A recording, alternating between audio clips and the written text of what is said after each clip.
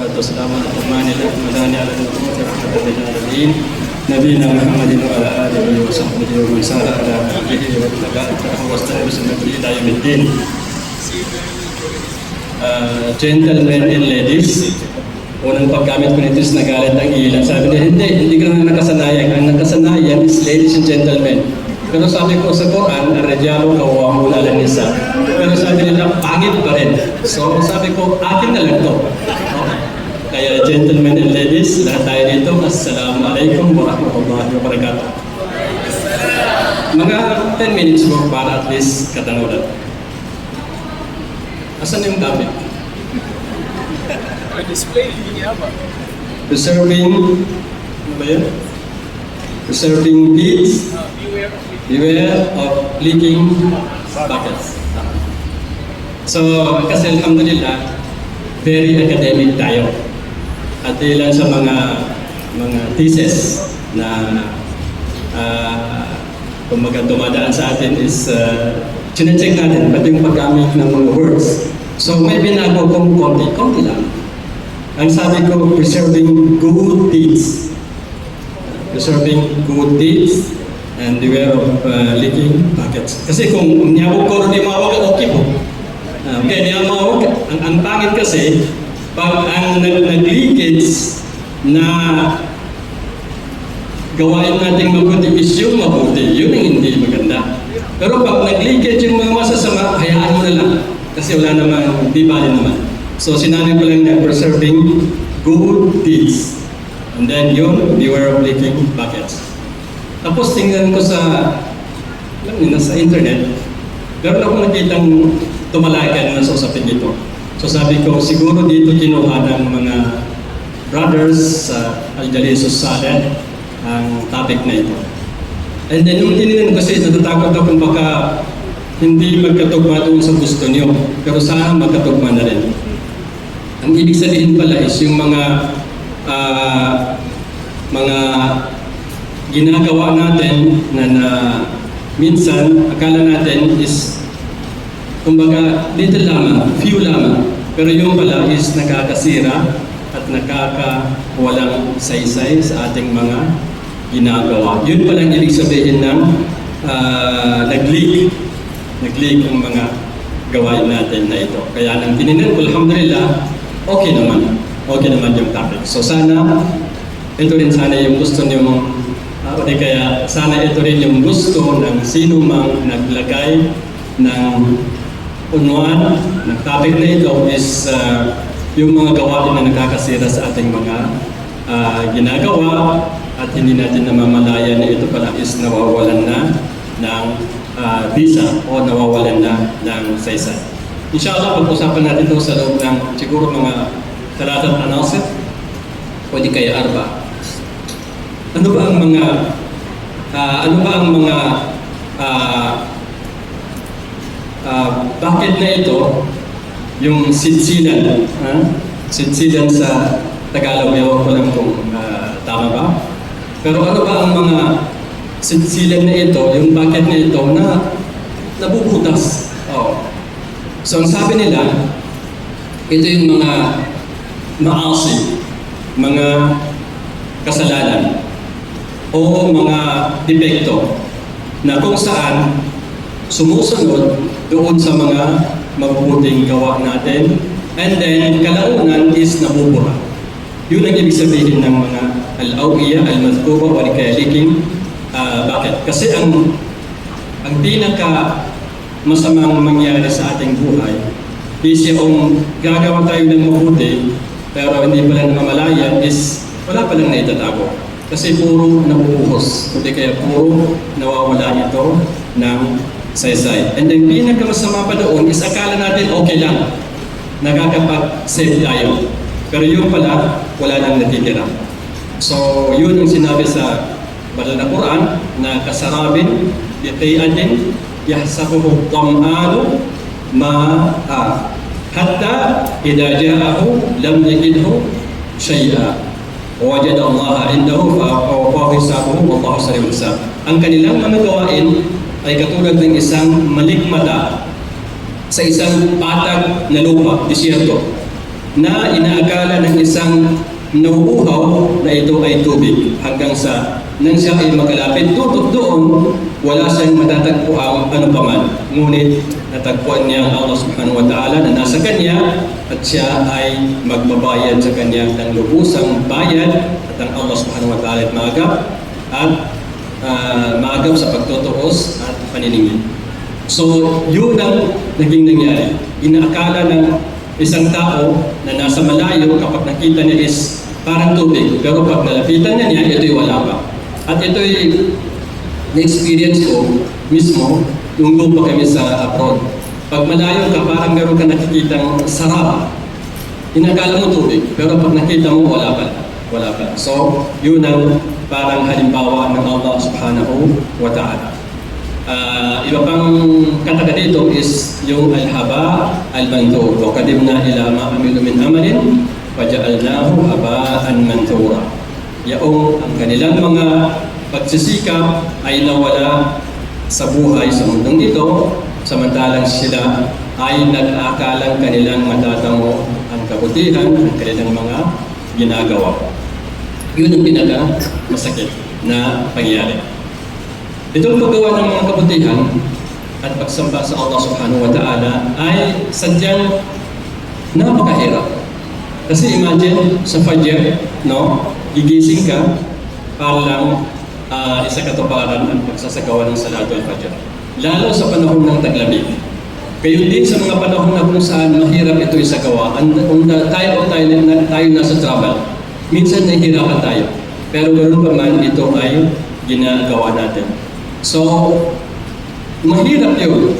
Pero mas mahirap ang pag-maintain, pag-sustain ng itong ginagawa natin ay hindi mababaliwala at ang reward nito is nakatago doon sa kabilang buhay.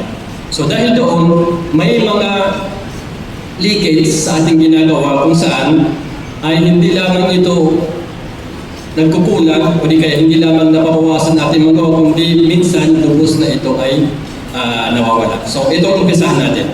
Pero bago pa man, itong usapin natin is more connected sa akida. Tinignan ko ang ilan sa mga leakage dito is more connected sa ating akida. At saka more connected doon sa ating mga ugali, doon sa akhlaq, doon sa ating mga ethics. So dahil doon, kapag ganitong usapin, kinakailangan automatically may katibayan mula sa banal na Quran o di kaya sa sunna ni Propeta Muhammad sallallahu alaihi wasallam. So dahil doon, marami tayong mapanggit dito ng mga katibayan mula sa banal na Quran at mula sa sunna ni Propeta Muhammad sallallahu alaihi wasallam. Unang dahilan ng pagligid sa ating mga gawain is yung tinatawag na supposed to be mental pero tayong presentation. Pero pasensya na, hindi na natapos. Kasi hanggang since natanggap ko itong invitation is gumawa na ako. Pero hindi ko na natapos ang gusto natin gawin ng presentation, kaya pasensya na lang. Ang unang dahilan para nagiging nabubutas ang ating mga kumbaga tinatagawan sa ating mga gawain mabuti is yung pagkakaroon ng shirk. Ito ang kauna-unahan. Shirk. Pagtatamba. And hindi ko na gustong banggitin ang anwa o shirk o di kaya mga adila ng shirk, pero doon lamang sa punto na ito'y nakakasira sa ating mga gawain. Yan ang kauna-unahang gawain itong tinatawag na shirk. Ang pagtatamba sa Allah subhanahu wa ta'ala. Ito'y gawain ng puso o di kaya gawain ng ating mga katawan. At ito'y laban sa Allah subhanahu wa ta'ala. Tingnan natin. Isang, kumbaga, siguro mga 5 talata sa Surat Al-An'am. Sabi ng kataas-taasan, وَتِلْكَ حُجَّتُنَا آتَيْنَاهَا إِبْرَاهِيمَ عَلَى قَوْمِهِ نَرْفَعُ دَرَجَاتٍ مَنْ نَشَاءُ إِنَّ رَبَّكَ حَكِيمٌ عَلِيمٌ وَوَهَبْنَا لَهُ إِسْحَاقَ وَيَعْقُوبَ كُلًّا هَدَيْنَا وَنُوحًا هَدَيْنَا مِنْ قَبْلُ وَمِنْ ذُرِّيَّتِهِ وَوَهَبْنَا لَهُ إِسْحَاقَ وَيَعْقُوبَ كُلًّا هَدَيْنَا وَنُوحًا هَدَيْنَا مِنْ قَبْلُ وَمِنْ ذُرِّيَّتِهِ داود وسليمان وأيوب ويوسف وموسى وهارون وكذلك نجزي المحسنين وزكريا ويحيى وعيسى وإلياس كل من الصالحين وإسماعيل واليسع ويونس ولوطا وكلا فضلنا على العالمين ومن آبائهم وذرياتهم وإخوانهم واجتبيناهم وهديناهم إلى صراط مستقيم ذلك هدى الله يهدي به من يشاء. Ilang propeta ang binanggit doon? Sinong habits? O di kaya sino ang kumbaga nagkaya ng bilangin ang ilang propeta doon? Ilan? 18 na mga propeta. 18 sila. 18 ang propeta na binanggit sa binasa nating talata. Sila pinagkataas-taasan. Dhalika hudallahi yahdi bihi man yasha. Yaon ang gabay ng Allah subhanahu wa ta'ala na kung saan ginagabayan niya ang sino man ang kanyang nais. And then sinabi, itong pinaka-highlight, walau ashraku lahabita anhum ma kanu ya'malun. Kung ang isa lamang sa kanila doon sa 18 propeta, which is imposible kasi kumbaga faradan lang. Kung sakali lamang, kung sakali mangyari na isa sa kanila ay magtatambal, mga propeta na yaon na, tapos mga sugo pa, lahat ng kanilang ginagawang mabubuti ay mawawala ng saysay. So ito ang kauna-unahan na kumbaga butas na sumisira sa ating gawain is kapag nagkaroon tayo ng tinatawag na shirk. Especially kay Propeta Muhammad sallallahu alaihi wasallam, sinabi sa kanya, وَلَقَدْ أُوحِيَ إِلَيْكَ وَإِلَى الَّذِينَ مِنْ قَبْلِكَ لَئِنْ أَشْرَكْتَ لَيَحْبَطَنَّ عَمَلُكَ وَلَتَكُونَنَّ مِنَ الْخَاسِرِينَ. Tunay na pinahayag sa iyo at sa mga nauna pang mga sugo na nauna sa iyo na kapag ikaw ay magtatambal sa Allah subhanahu wa ta'ala is mawawalang saysay ang iyong mga ginagawa at ikaw ay mapabilang doon sa mga taong lugi. So mismo pinagdaan si Propeta Muhammad sallallahu alaihi wasallam at yung pinanggit natin kanina na 18 sugo at saka 18 mga propeta. So yan ang kauna-unahang nagiging butas sa ating pagtatago ng mga mabuting gawain is yung tinatawag na shirk. Ang pangalawa is yung tinatawag na ridda. Ridda, alam na natin, is pagtatakwil sa relihiyong Islam. Ito'y masamang gawain at gawain ng puso at ito ay laban din sa Allah subhanahu wa ta'ala. Sinabi sa banal na Quran, وَمَنْ يَرْتَدِدْ مِنْكُمْ عَنْ دِينِهِ فَيَمُتْ وَهُوَ كَافِرٌ فَأُولَٰئِكَ حَبِطَتْ أَعْمَالُهُمْ فِي الدُّنْيَا وَالْآخِرَةِ وَأُولَٰئِكَ أَصْحَابُ النَّارِ هُمْ فِيهَا خَالِدُونَ. Sino man sa inyo ang tatalikod sa kanyang relihiyon at siya ay mamatay habang siya ay kafir, nawalan ng pananampalataya, sila yaong mga nawalang saysay ang kanilang mga gawaing mabuti dito sa mundo at saka sa kanilang buhay. Sila yaong maninirahan sa impyerno na doon na mamamalagi. So yan ang pangalawang sumisira sa ating mabuting gawain, yung tinatawag ng ridda o di kaya irtidad. So dito sa irtidad na ito, may mga branches, o di kaya may mga ilang mga sub-ridda. Hindi nga ito rin na ridda, pero minsan mapapasok din sa ridda. Unang-una is as-sufriya bil-din. Pang-iinsulto sa mga, o di kaya sa reliyong Islam. Kumbaga sa tulad namin no, na nagsumikap, magkaroon ng konting balbas, tulad dito, no? Pero sabihin, parang manakambing. Manatiging kambing. Halihirid na. Yung tabi. Ingatan ninyo. Kasi baka isipin nyo na biro lang yun. Pero sharia ito. Sharia ni Propeta Muhammad. Pero pag sinabi mo, manakambing, nanyapan, ingatan ako ka, pakayog ka sa kanulibolo ka may Islam. Subhanallah. Hindi nga sinasadya eh. O di kaya biro lang. Basahin natin ang talata mamaya. Kabilang pa rin sa mga pang-insulto, yung mga babaeng nakanikab, no? Anong sasabihin? Tigin siya kung bunti-bunti. Nandun yung mga may bunti-bunti. Nandun yung mga uwaga. Subhanallah. Halihirinda. Very dangerous. Nakakatakot. Kasi ngayon yung sinasabi. Kung bunti-bunti. O mga,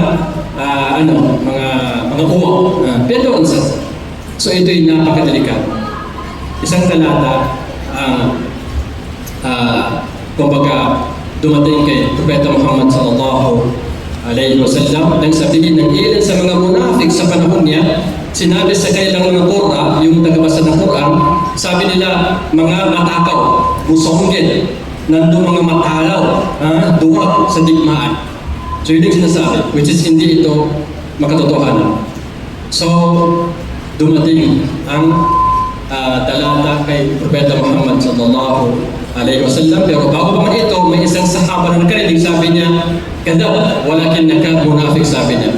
Kasi nuwaling na sinasabi mo. Pero isusubong kita kay Propeta Muhammad sallallahu alaihi wasallam. Pero nauna na pala ang talatang dumating na sinabi doon, walakin sa'aldahum la yakulun na innama kunna nakhudu na lang.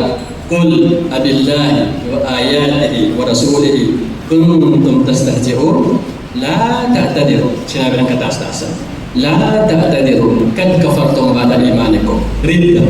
Ibig sabihin, at kung tatanungin mo sila, bakit yung sinasabi ng ilan sa mga sahaba ng propeta is matakaw sa pagkain, busong, di kibasatan. O di kaya sinasabi ninyong mga duwa sa panahon ng digmaan. Ang sinasabi nila, hindi, propeta, ano lang, kumbaga, katuwaan lamang, jokes mo, ipaganyas mo, jokes mo. O di kaya, kumbaga, paglalaro lamang. So sabi ng kataas-taasan, Qul, sabihin mo sa kanila, abillahi, sa Allah subhanahu wa ta'ala, wa ayatihi, sa kanyang mga talata, wa rasulihi, sa kanyang suko. Kayo ba ng insulto? La ta'tadiru. Huwag na kayong mabigyan ng sabihin ng jokes lamang, o di kaya biro lamang.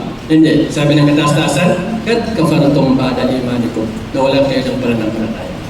So, delikado delikado na biruin mo ang relihiyon ng Allah subhanahu wa ta'ala o di kaya relihiyon ni Propeta Muhammad sallallahu alaihi wasallam. Magbiro lamang kayo sa iba, pero huwag nyo nang idamay ang ating relihiyon.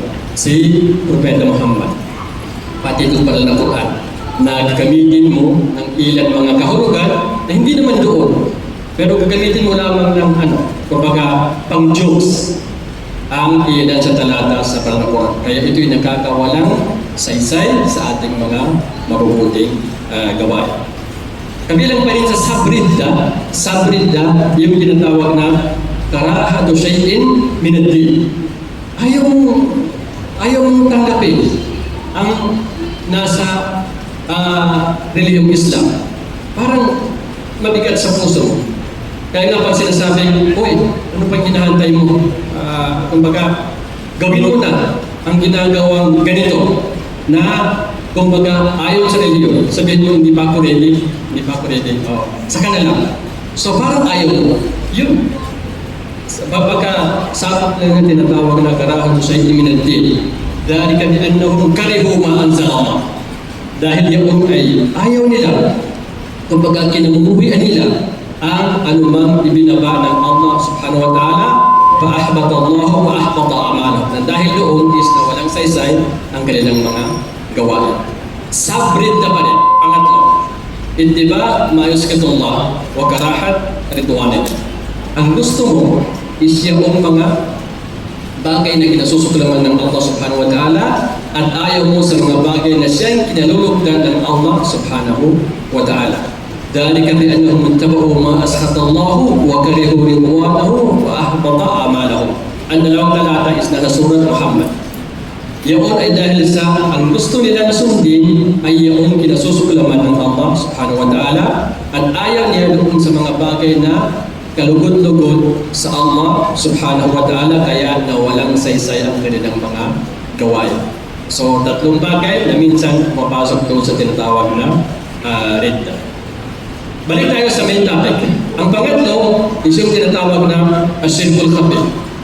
Medyo palihim na shirk. Ano ito? Ito yung tinatawag na riya. Ito isang gawaing masama na dito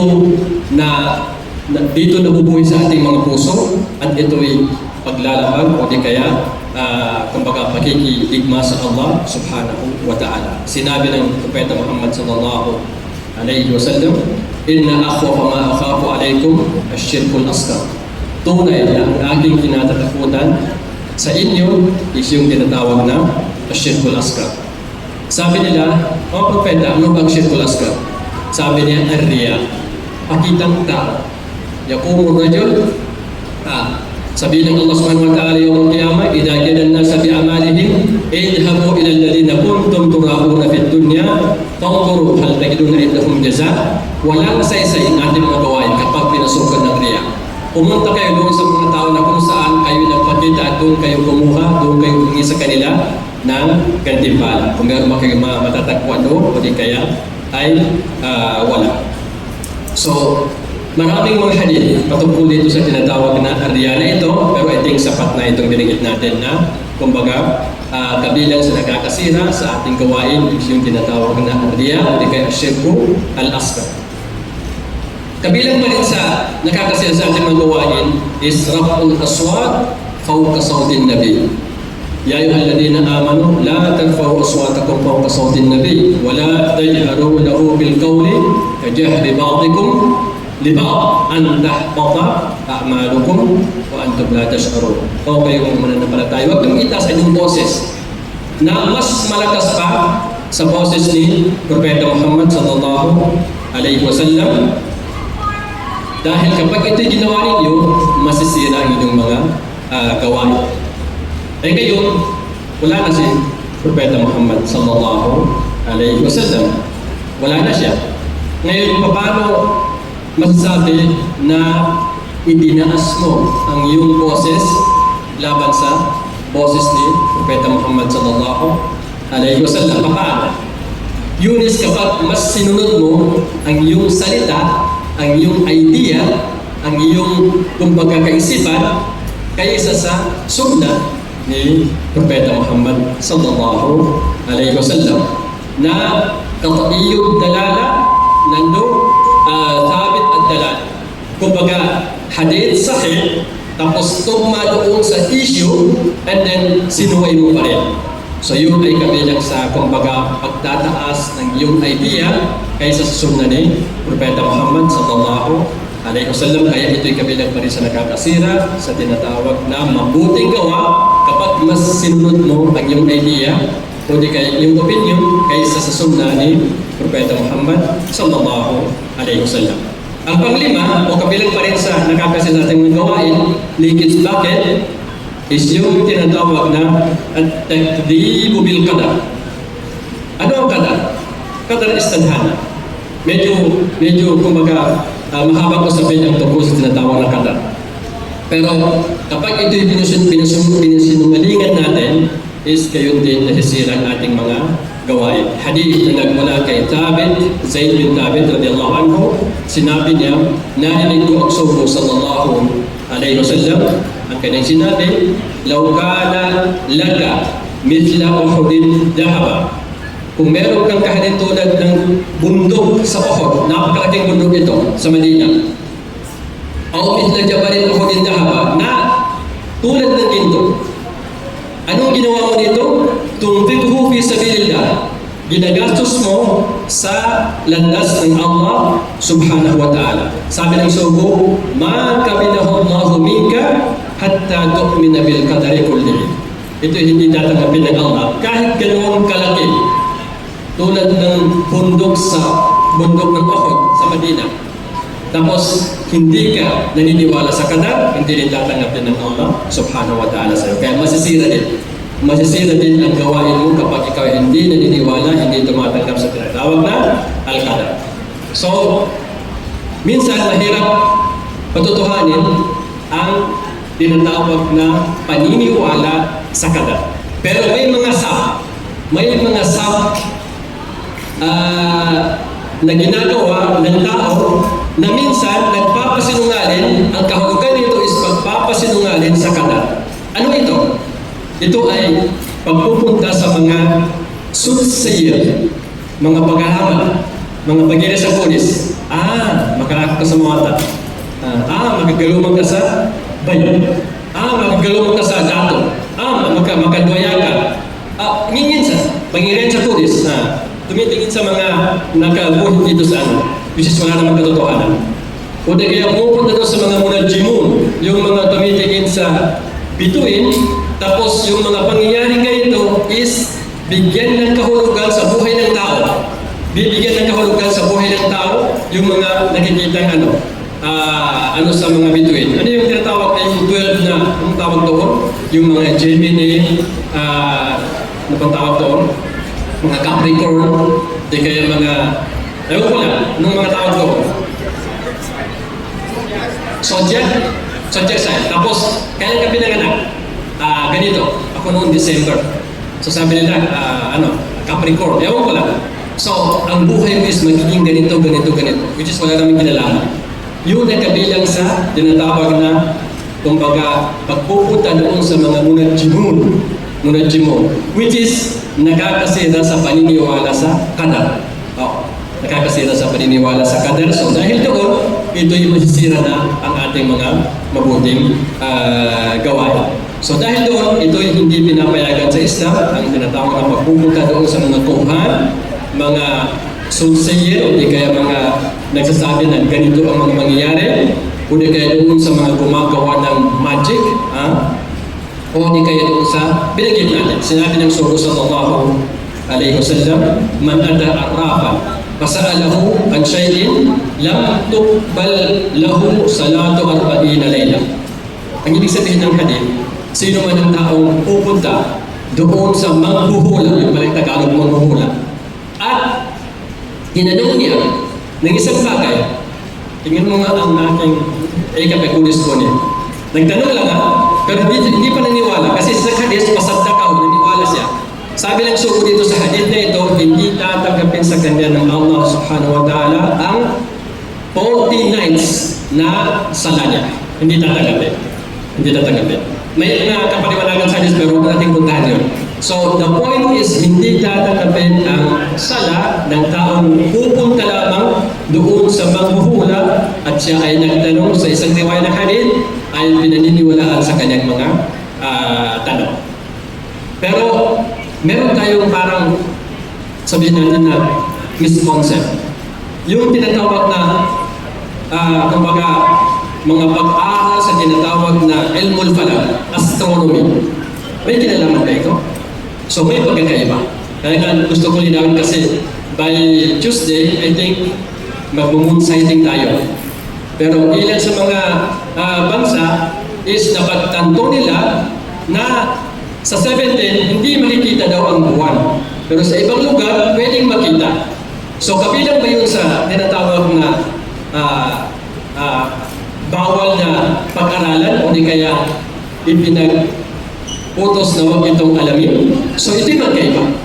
Yun ang tinatawag sa Arabic na ilmul falaki, astronomy. Ibig sabihin nito is qawanin an-nujum. Yung pag-aaral sa mga universe na kung kailan ito nag-start, kailan ito nag-develop, at ang kumbaga edad na ng isang bituin halimbawa, at kaya pag-aaral sa mga anumang nasa kataas-taasan na without transform that to our life. Huwag mong bigyan ng kahulugan yun sa ating buhay. Pag-aaral lamang, walang problema doon. Walang problema. Kailan ang eclipse, kailan ang kumbaga pangyari ganito, walang problema yun. Ang bawal is yung tinatawag na tanjib, which is ang tawag is astrology. Kapag astrology, bibigyan ng kahulugan, kapag ganito ang pangyari ng bituin, ay mangyaring ganito. O di kaya, ang buhay ng isang tao is ganito. Kapag ganito, magkakaroon ng gera. Kapag ganito naman, magkakaroon ng ganito. Yun ang walang kinalaman. Pero kung pag-aralan, ang nasa itaas ng edad, o di kaya kailan nag-explore, o di kaya ano pa man, walang problema doon.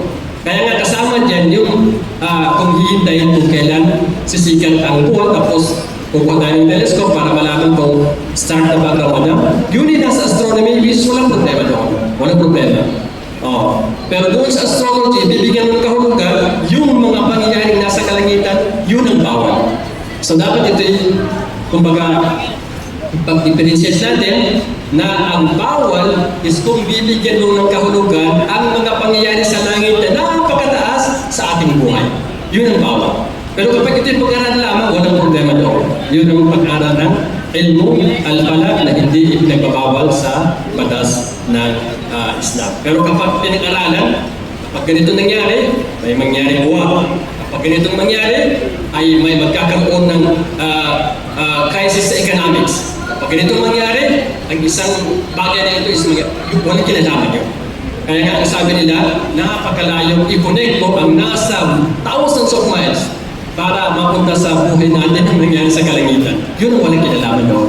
Pero pag-aral lamang nito na kung kailan ipinanganak, ang edad nito, at saka eclipse, halimbawa, walang problema doon na walang pagbibigay kahulugan sa ating buhay. Astrology at saka astronomy. Astronomy, walang problema. Pero astrology, yun ang problema. Kasi nga, papasok doon sa sub ng tinatawag na pagpapasinungaling sa tinatawag na kadara. Pang-anim, balik tayo sa main topic. At-ta'alli al-Allah. At-ta'alli al-Allah. Anong ibig sabihin ng at-ta'alli? Kung baga sabihin mo na ang taong ito is hindi na makakapasok ng paraiso, wala ka ng pag-asa. Problema yun. Kasi nakakasira sa ating mga gawain. Sa isang hadith, mula kay Abi Dar radiyallahu anhu, isang lalaki, hindi pinangalanan, sabi niya, Wallahi, la yaghfiru li fulan. Sumpah sa Allah, ang tao ito, hindi siya patatawarin ng Allah subhanahu wa ta'ala. Pero sinabi ng Allah subhanahu wa ta'ala, Man alladhi yata'alla alayya, alla aghfira li fulan. Sino ang mas tumataas pa sa akin at nagsasabing hindi ko patatawarin ang isang tao? Anong mangyari? Fa-inni kad ghafartu li fulan. Tinatawad ko yung tao na yun at ikaw ang sinira mong yung mga gawain. Kaya ito ay masama na magsasabi tayo na wala ka ng pag-asa, patawarin ka pa ng Allah subhanahu wa ta'ala. Dahil inawag ka. At isa pang hindi rin maganda, no? Hindi rin maganda na kapag may namatay, na sabihin natin pagkamatay na biglaan lang, lalo kapag excuse lamang, no? Kapag binaril, halimbawa. Tapos alam natin na mabuti ang gawain. Anong sinasabi natin? Inisigdiri sa surga. Hada ta'alli al-Allah. Di ka bakit ito? Tingka pagkukum para untuk ia tahu nak surga or maka neraka. Wala tayong karapatan. Ito ay sa kamay ng Allah subhanahu wa ta'ala lamang ng sa kanyang habang. Kaya bawal na bawal po sabihin natin na at ay pamon tuwa-tawa na antay linggo ko lang sa ito, inisigirin sa surga. Subhanallah. Man ang tatakol. Sino ka para sabihin na yun ang naghatid sa kanya sa paraiso? Kaya hada ta'alli al-Allah. Hindi pwede. Hindi pwede na sa'yo. Pero sabihin natin na ghafarallahu lahu. Or sana siya ay tanggapin ng Allah subhanahu wa ta'ala. Dua lamang. Siya ay tanggapin na ang Allah subhanahu wa ta'ala sa paraiso. Yun lamang pwede natin sabihin. Pero sabihin mo, tinapos mo, isinigkirin sa surga, hada ta'alli al-Allah. Hindi pwedeng sabihin natin yun. Dahil nakakasira sa ating mga gawain. Dahil walang sino man ang may kumbaga karapatan na magsabi nito, kundi ang Allah o di kaya noong nabubuhay pa si Propeta Muhammad sallallahu alaihi wasallam. Pero pwede natin sabihin ang ganitong gawain ay dahilan para makapasok ng paraiso. Ang ganitong gawain ay dahilan para makapasok ng waliyadulillah, impyerno. Pero yung sisusunod din yung tao na pasok ng paraiso o si tao na hindi is pasok ng impyerno, wala tayong karapatan doon. Kaya mag-ingat po tayo, gentlemen and ladies. Ingatan natin ang pagkasabi ng ganito, at ta'alli al-Allah, sabihin mo na wala ka ng pag-asang patawarin ka pa ng Allah subhanahu wa ta'ala. Kabilang pa rin sa nakakasira, is tarku salatil asr. Ang pag-iwan, isa pang nasa, I'm not sure, pero sa labal ng hadith, is pag-iwan ng salatul asr ng sinasadya. Kapag sinadya, kapag sinadya iwanan ang salatul asr, so dahil dito, nasisira ang ating mga gawain. Although lahat ng salat dapat is isagawa sa tamang proseso nito, kumpleto ang mga arkan haligi, kumpleto ang mga syurut, wala yung tinatawag na nakakasira nito, pero may specific na talata na sinabi sa asr. Hafidhu ala salawati was salatil wusta. Waqumu lillahi qanitin. Hafidhu al-salawat. Kumbaga, gawin niyong matuwid ang mga pagsasagawa ng sala. Was-salatil wusta. At saka ang sala na gitna. Ang karamihan sa ating mga scholar nagsasabing ito yung salatul asr. Salatul al-asr. Tapos sabi niya, "Waqumu lillahi qanitin." So dahil doon, may isang hadith na nagsasabi, "Man taraka salat al-asri, faqad habita amaluhu." Sino man ang mag-iwan ng salatul asr, ay nawalang saysay ang kanyang mga gawain. Kaya dapat ito ay, kumbaga, iingatan natin na mabaliwala ang pagsasagawa ng salatul asr ng dahil lamang sa trabaho, dahil lamang sa busy, dahil lamang sa ganito-ganito. Huwag nating iwanan sapagkat ito ay nakakasira sa ating mga gawain. Kabilang pa rin sa nakakasira, medyo malapit na is al-mannan alladhi yamunnu bi'atiyatihi, yung taong nagbibigay. Pero pagkarami magbigay, sabi niya, "Do you remember? Ako yung nagbigay sa iyo mo. Ako yung nakapagbigay sa iyo noong ikaw ay nanghihingi." So halos sa mannan alladhi yamunnu ala atiyatihi. Tapos kasama na rin doon, yung kapag may tinulungan ka, ipaalala mo pa sa kanya. Alala mo noong ikaw walang-wala, ako ang nagbigay sa iyo ng ganito-ganito. So yan ay nakakasira sa ating mga gawain.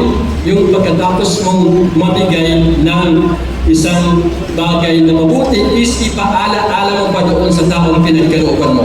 Sinabi ng kataas-taasan, "Ya ayyuhalladhina amanu la tubtilu sadaqatikum bil manni wal adha." O kayong mga mananampalataya, huwag yung sirain ang inyong mga ipinabigay na kawang-gawa sa pamamagitan ng alman. Yun ang nababanggitin mo pa. Tatandaan mo ako nagbigay sa iyo. Tatandaan mo ako tumulong sa iyo nung ikaw ay walang-wala. O nung ikaw ay pumasok ka trabaho, sa akin ka pumunta, hindi mo ay natatandaan. So yun yung tinatawag naman. Tapos ada, nasasaktan yung taong tinutulungan mo na kumbaga ipaparinig pa sa kanya yung mga tulong mo na ibinigay mo noon. Kaya ito'y kabilang pa rin sa tinatawag na nakakasira sa ating gawain na al-mannan alladhi yamunnu bi'atiyatihi. Kabilang pa rin sa nakakasira is qati'atur rahim, yung pagputol ng ugnayan na namamagay sa mga magkakamag-anak. Puputulin mo itong mga ugnayan na ito.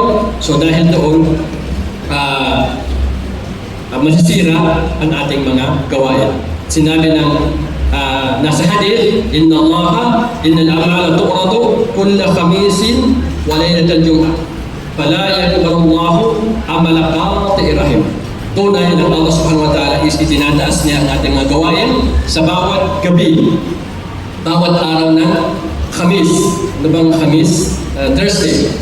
At gabi nito. Liban lamang doon sa taong pumuputol ng habag sa mga magkakamag-anak, puputulin niya, yun ang taong hindi itataas sa kanyang mabubuting gawain dahil nga sa hindi ito tatanggapin ng Allah Subhanahu wa Ta'ala. Kabilang pa rin sa nakakasira sa ating mga gawain is yung tinatawag na al-ghiba. Al-ghiba is yung backbiting. Backbiting. Sinabi ng Sugo sallallahu alaihi wasallam, "Man kana lahu madlamatun li akhihi min abdihi aw shay'in falyatahallalhu minhu al-yawm qabla an la yakuna dinarun wala dirham. In kana lahu amalun salihun ukhidha minhu biqadri madlamatihi wa in lam takun lahu hasanatun ukhidha min sayyiati sahibihi fa hummila alayhi." Sino man ang nagkaroon ng pag-aapi sa kanyang kapwa-tao is yatahallal, humingi ng pasensya dito pa sa mundo bago ito magiging kumbaga dinar o di kaya dirham na hindi natatanggapin sa iyo. Ang mangyari sa kabilang buhay is kapag ikaw ay may mabuting gawain, ibibigay doon sa tao iyong nililibang. Doon ibibigay sa kanya. So, ikaw ang papasan sa mga kasalanan ng taong nililibang mo. So dahil doon, kabilang pala ito sa nakakasira sa ating mga gawain na kapag ginawa natin tinatawag na panlilibang. Isa pa is al-hasan. Sa basa tanong Maguindano ng kadungki na kabilang pa rin ito sa nakakasira sa ating mga gawain. Innal hasana ya'kulul hasanat iyyakumul hasan. Ingatan ninyo ang tinatawag na pagiging madenggi. Sapagkat ito, sabi ng Sugo, is ya'kulul hasanat kama ta'kulu an-naru al-hatab. Kinakain niya ang ating mga mabubuting gawa tulad ng pagkain ng apoy sa isang sa kahoy na yung kumbaga mag-aangog na kaya na pagkain. So ganun ang halimbawa ni Propeta Muhammad sallallahu alaihi wasallam. Bilang panghuli, para matapos na natin inshallah, at ito ginawa kong panghuli kasi nga nakakatakot. Dunubul khalawat. Ano ba ito? Dunubul khalawat is yung kapag ay nag-iisa lamang. Ikaw ay nag-iisa lamang, wala na nakakakita, kundi ang Allah subhanahu wa ta'ala is gagawa ka ng bagay na pagkakasala sa Allah subhanahu wa ta'ala. Sinabi ng Sugo sallallahu alaihi wasallam, La a'laman na aqwaman min ummati yawm al-qiyamati ya'tuna yawm al-qiyamati bihasanat. Meron akong nalalaman, sabi ng Sugo sallallahu alaihi wasallam, na mga tao sa aking sambayanan na kapag sila dadating sa huling araw ng paghuhukom is meron silang mga mabubuting gawain na tulad ng Jibal Tihama. Itong Jibal Tihama is isang malawak na kabundukan na makikita sa malapit sa, kumbaga, I think sa loob ng Saudi Arabia ngayon. So sabi niya, Fa'ij'al Allah azza wa jalla haba'an manthura, magiging parang abo na lamang, walang magiging saysay. Sabi ni Thawban, Ya Rasulullah, sifhum lana, o Sugo, pwede bang i-describe mo sa amin kung sino sila? Jallihin lana, kumbaga, ibunyag mo sa amin kung sino sila. Nang sa gayon, hindi kami maging katulad nila. So, sinabi ng Sugo sallallahu alaihi wasallam, Amma innahum ikhwanukum, sila inyong mga kapatid. Wa min gildatikum, kapareho lamang ninyo, hindi sila malayo. Wa ya'khuduna min al-layli kama ta'khudun. Kung titingnan mo, marami silang mga tahajjud. Kumbaga sa gabi, bihira lamang pagtulog dahil sa nagsasagawa ng sala. Walakinnahum aqwam. Ito ang highlight. Pero sila ay mga aqwam, mga tao, na kapag nag-iisa na sila, wala na nakakakita, idha khalaw bimaharimillahi intahakuha. Kapag sila lamang nag-iisa, gagawa sila ng pagkakasala sa Allah subhanahu wa ta'ala. So bakit po sinabing ito ay napakadelikado? Sa panahon natin ngayon, open ang internet. Hindi natin alam. So, pwede ikaw lamang mag-isa sa iyong bahay, sa iyong kwarto, walang nakakakita. So, pwede kang magbukas doon ng mga bagay na siyang nakakasira sa iyong mga gawain, pasikreto, palihim. So, ito'y kabilang sa, kumbaga, dapat nating ingatan na kapag ikaw lamang mag-isa, open ang, kumbaga, internet dyan. So, pwede kang magbukas ng kahit na ano, unlimited, o di kaya sa sky is the limit. Bahala ka na, walang nakakita. So, yan ang problema. Kaya ito'y kabilang pa rin sa, kumbaga, iingatan natin na dahil sa panahon natin ngayon, masyadong open ang kalawakan. So kapag nasa maraming tao, Masya Allah.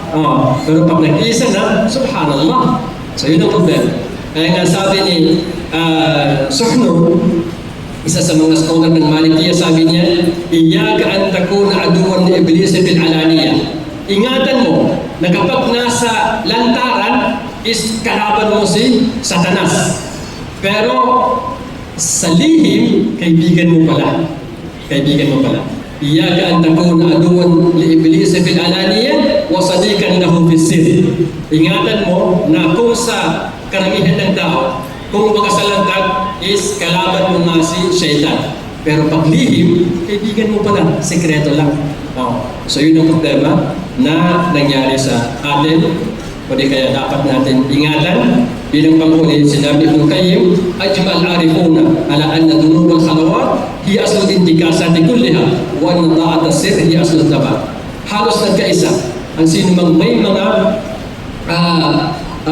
intellectual na mga tao ay ang umpisa ng pagkasira ng tao is kapag ginagawa niya ang mga kasalanan kapag siya ay nag-iisa na lang. At gayon din, nagkaisang ating mga intellectual scholar na kapag ang tao, umpisa ng kumbaga pagiging successful ng isang tao is kapag siya lamang mag-isa, is doon siya nagsusumikap na gumawa ng mabuti. Gumawa ng mabuti. So ito'y kabaligtaran, no? Umpisa ng ating tinatawag na pagbagsak is yung tao na gumagawa ng kasalanan kapag siya mag-isa na lang.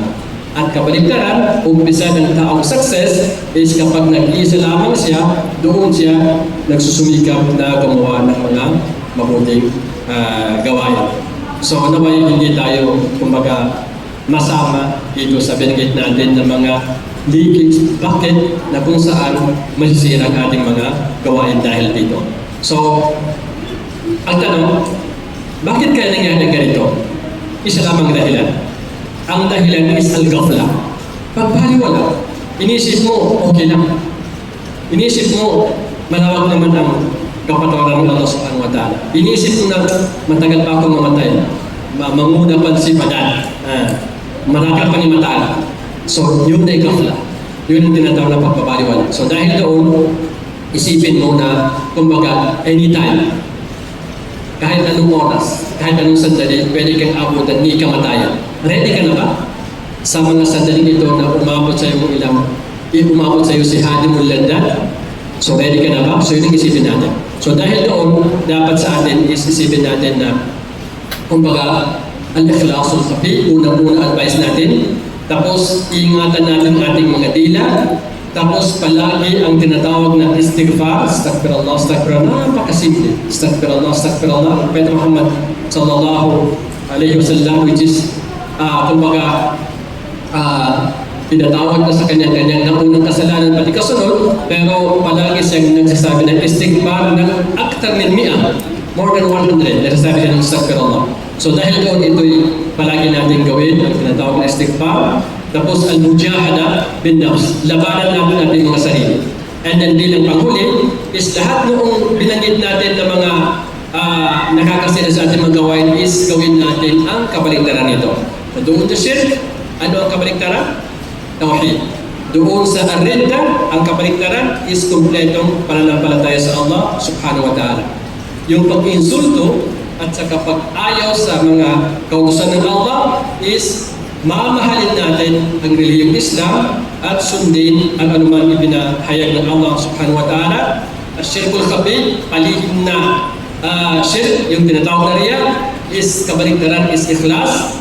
Tapos yung raqus sawt o kasawtin nabi, unahin mo pa ang iyong idea kaysa sunnah ni Prophet Muhammad SAW. So unahin mo ang hadith sa pagsunod kahit ito'y masakit sa ating mga sarili. Unahin natin ang pagsunod dito sa sunnah ni Prophet Muhammad sallallahu alaihi wasallam. Tapos doon sa pagpapasinungaling ng kadar is paniwalaan natin ang kadar. Huwag nang pumunta doon sa mga soothsayer, mga telling fortune, o doon sa mga pangalaman. Huwag na tayong pumunta doon, no? Tapos at ta'ali Allah, husnul billah. Sabihin natin na Allah is mapagpatawad. Kaya kapag meron tayong nakitang namatay o di kaya taong makasalanan, huwag mo sabihin na wala ka ng pag-asa. Hindi, husnul billah azza wa jalla sa kapwa natin. Tarto sa atin asar, sa oras na may asar na, dapat sikapin natin mapagsala agad. Tapos almanan, yung taong nagpapanggit pa ng mga tulong niya sa iba, is huwag mo nang banggitin. Kalimutan mo na lang. Kung meron mo na itulong, hayaan mo na lang. Kung gawin mo na itong parang deposito mo doon sa ating mga libingan at doon sa Allah subhanahu wa ta'ala at sa kakatiatul rahim, pagputol sa mga habag, sa mga magkakamag-anak is pag-ugnay dito. Sila doon, ar-rahim. So, lahat ng binanggit natin na mga ligages sa ating mga gawain, ang gawin natin is yung mga kabaligtaran ito. Bilang panghuli, al-ibratu bil khawatim. Ang pinakaingatan natin is last na gawain natin dito sa mundo. Kaya huwag tayo magiging hopeless doon sa tinatawag na bankrupt, na may sala, may zaga, may saum, may hajj. Pero pagdating sa huling araw, darating ang tao ito dahil sa pinalo niya. Darating ang tao ito dahil sa giniti lang kanyang buhay. Darating ang tao ito dahil nga sa ito'y kumbaga pinahamak niya. Darating hanggang sa mangyari, maubusan na siya ng mabuting gawin dahil sa ito'y pambayad lamang. Tapos meron pang darating na nakapila na kukuha o di kaya bangatog sa kanin. Anong mangyari ngayon? Wala na siyang pambayad. So, ang gagawin ng Allah is ang taong darating pa rin para pagbukas ng kabutihan mo, which is wala ka na, sila naman ang kukunan ng masama at itatapon sa iyo. So, kabaligtaran na. So, dahil doon pagkatapos ito, sabi ng sugo, ibibigay sa kanya yung mga kasalanan ng taong nautangan niya dito sa mundo, and then pagkaraan is tatapon siya sa impyerno, waliyado, billah. Yun ang pinagmasamang mangyari sa atin is tinatawag na muflis, yung tinatawag na bankruptcy. Kumbaga dito sa mundo, marami kang gawaing mabuti. Marami kang akala mo is na-save mo ng mga mabubuting gawain, pero yun pala, sinira mo lahat dahil nga sa panlilibag, dahil nga sa kat-or-rahim, dahil nga sa alman, dahil nga sa at-takdifil, dahil sa mga pinagin natin ng mga ligid. So dahil doon, ito'y nawawala ng saysay, at ang mangyari is tulad ng sinabi ng sugo na al-muflis. So bilang panghuli, ako'y nagpapasalamat sa Al-Ganiso Sales sa pagbibigay sa atin dito. Actually, kanina umaga, supposed to be meron akong tatlong pupuntahan ng mga schedule. Pero dahil mas importante, o di kaya mas nakita ko importante ito, hindi naman hindi importante yung pupuntahan doon. Pero kasi dito ako unang nag-commit na pupunta ako dito. Pero doon, medyo huli. So, hindi na ako nakapunta doon, dito na ako nakapunta. Kaya nga, ako'y nagsumikap na ito'y gawin. Kung may mabuti man, o di kaya may tamang nasabi tayo, ito issue ng topic ng Allah subhanahu wa ta'ala. At kung may mali dito, yun ay kasalanan ko. Walang kinalaman ng Islam doon, at yun ang hinihingian ko ng kapatawaran sa Allah subhanahu wa ta'ala. Subhanakallahumma wa bihamdik, ashhadu an la ilaha illa ant, astaghfiruka wa atubu ilayk. Wassalamu alaikum warahmatullahi wabarakatuh.